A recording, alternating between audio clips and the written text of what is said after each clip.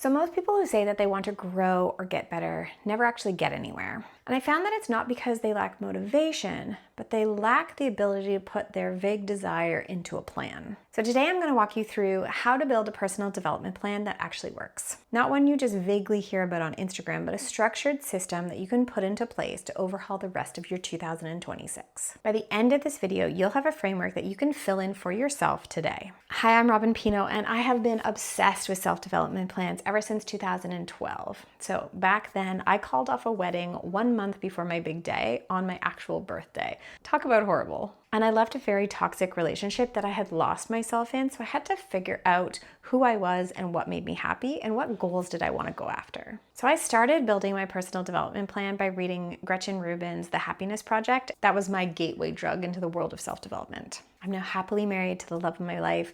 We've been together 10 years, married for 8, and we have 2 adorable twins. I'm still obsessed with self-development planning and personal development plans because I am allergic to staying complacent. All right, here's what we're covering in the video. 1, we're gonna get honest with a self-assessment. 2, we're gonna turn that into 2 to 3 real priorities that we're gonna focus on. 3, we're then gonna set goals that don't collapse by the end of the month. 4, we're gonna build your action plan. 5, we're gonna talk about how to track it and how to readjust if you need. Let's get into it.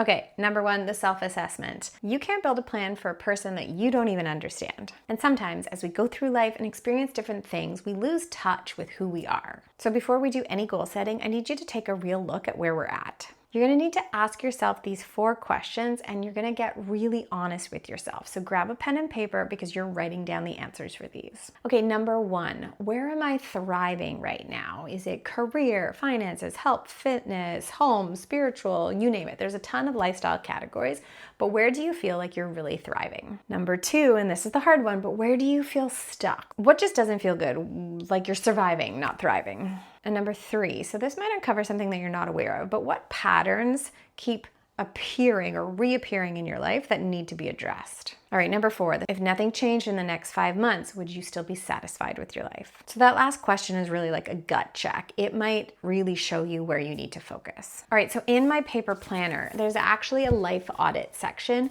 where I give you 12 different categories and you rate them on a scale of 1 to 10. I usually do this at the beginning of the year when I'm doing my annual goal setting method, but you can do this at any time. I have an undated version of the Essential Planner actually coming out at the end of 2026. So it's perfect because you can start that life audit whenever you want. Okay, next up, we're gonna choose our priorities. This is what I think most people get wrong with self-development is that you try to do too much at once. When I was diagnosed with MS, I tried to overhaul every single lifestyle thing at the same time and I got extremely overwhelmed.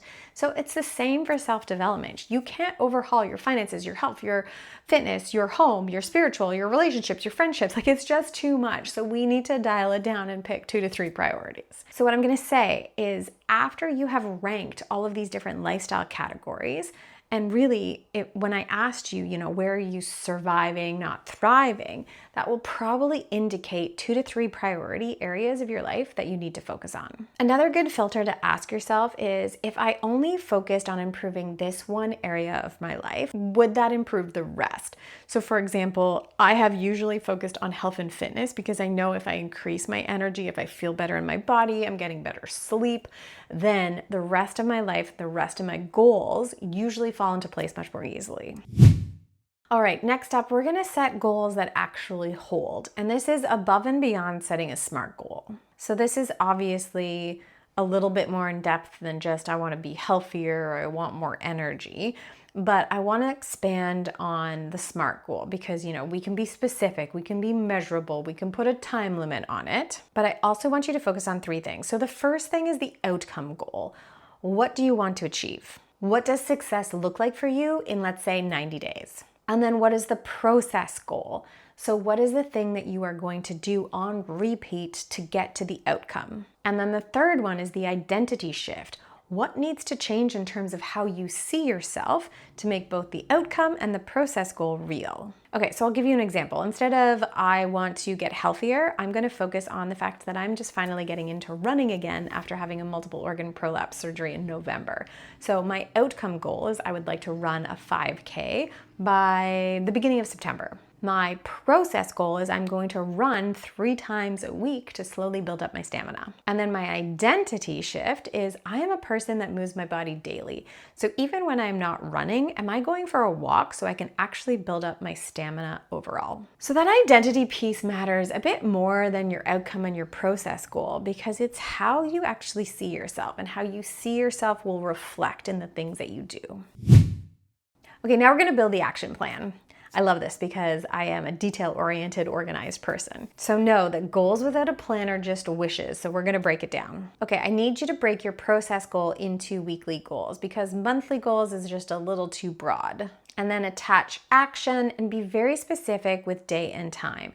So if I'm going to, let's say, work out 3 times a week, we'll do the running again. I am going to run Monday, Wednesday, and Friday at 7 a.m. And then build a review checkpoint. So let's say you check in every 2 weeks. If I am not actually running at 7 a.m. because I'm struggling to wake up, do I need to go to bed earlier? So what else needs to happen to make that action happen? Okay, so here's another example. So let's say my priority area again is health. I want to lose 5 pounds. So I need to work out 4 times a week, and I need to increase my weights every single workout. So my identity shift is I am a person that lifts heavy weights, so that I actually put more plates on the barbell, or I pick up heavier dumbbells because I know I'm capable. And then my process goal is working out 4 times a week, so I schedule that out Monday, Tuesday, Thursday, Friday, 5 a.m. And then I check in at the end of August to see how my workouts went for the month and if I need to shift anything. So know that a personal development plan or goals are not things that you need to write down and then file away. These are things that can be constantly evolving.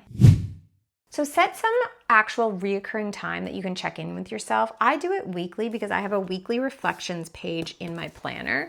It asks me what's working, what's not working, and what do I need to change. So I can actually be honest with myself and write things down. So know that the goal is not perfection. It's staying in a relationship with your growth. So the things that you set, let's say if you're an annual goal setter, the things that you set in January don't disappear by February. And I have an honest conversation with myself, especially in my planner, because nobody else can see it. How many times at the beginning of this year did I write down what's not working, that I am watching Netflix or Amazon Prime Video till 10 p.m., 10:30 p.m. at night instead of going to bed at 9:30, which is my goal.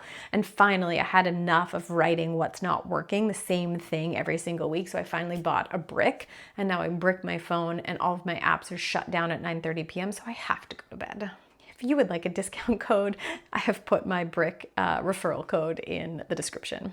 Okay, so let's recap. So a real personal development plan is these 5 things: an honest self-assessment, 2 to 3 focused priorities, goals with outcome, process, and identity shifts, a weekly action plan, and a regular check-in. So I've created the Focus Framework Starter Pack. It takes elements of my essential planner, and I've just put it in a PDF for you. If you'd like to download it, the link is in the description below. If this video was helpful, I would love to know what your top priority area is.